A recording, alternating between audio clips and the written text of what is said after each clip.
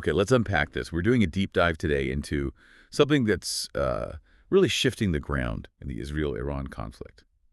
The Sejil missile.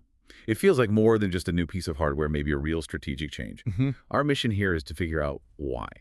Why does this specific missile matter so much right now? Yeah, and what's fascinating here really is that the Sejil is Iran's first solid-fueled medium-range ballistic missile, an MRBM. That fact alone, the solid fuel aspect, fundamentally changes the dynamic in the region. Okay, solid fuel. You hear that term, but maybe unpack it a bit. Why is solid fueled the key phrase here compared to, say, older liquid-fueled missiles? What's the practical difference? Right, it really boils down to readiness. Think about it like this. Liquid-fueled missiles, the older types, they're sort of like, well, an old steam engine. They need hours of preparation. You have to actually fuel them up. It's a visible process. It takes time.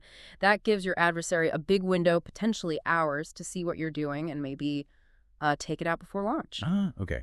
So a long detectable prep time. Exactly. Now, the Sejil, being solid-fueled, it's more like, maybe a modern fighter jet. It's basically ready to go. The fuel is stable. It's already inside.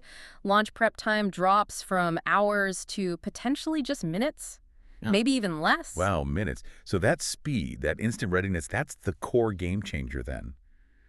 Makes it incredibly hard to spot before it's away. It's a huge part of it, yeah. It drastically shrinks that preemptive strike window. So beyond just being fast off the mark, what about its reach? How far can it go?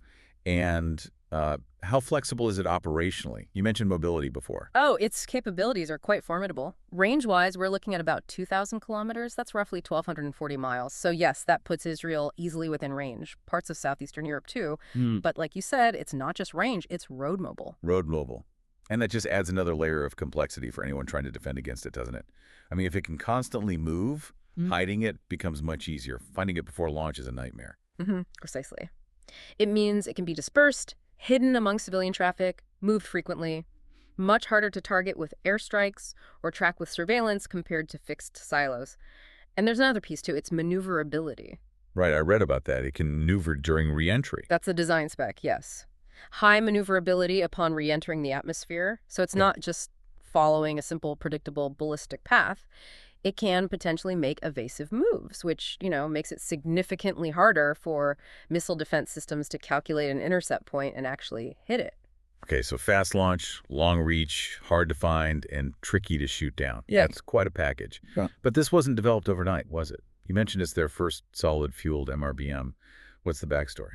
No, definitely not overnight. Development really started back in the early 2000s. The first flight test we know of was in 2008. So this represents years, decades even, of dedicated work. It signifies a really substantial leap in their domestic missile tech, moving way beyond older designs, maybe based on Scud technology or North Korean imports.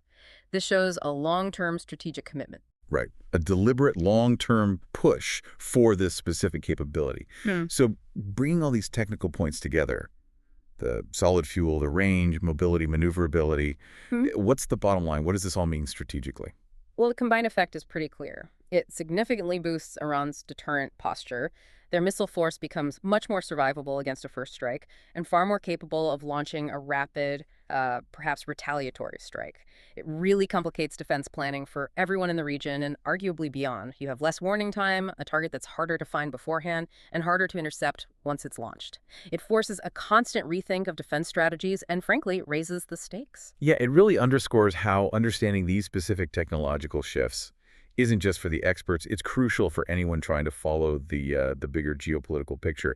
This isn't just another weapon. It feels like a marker for a new strategic reality. Absolutely. And maybe this leaves you, the listener, with something to consider.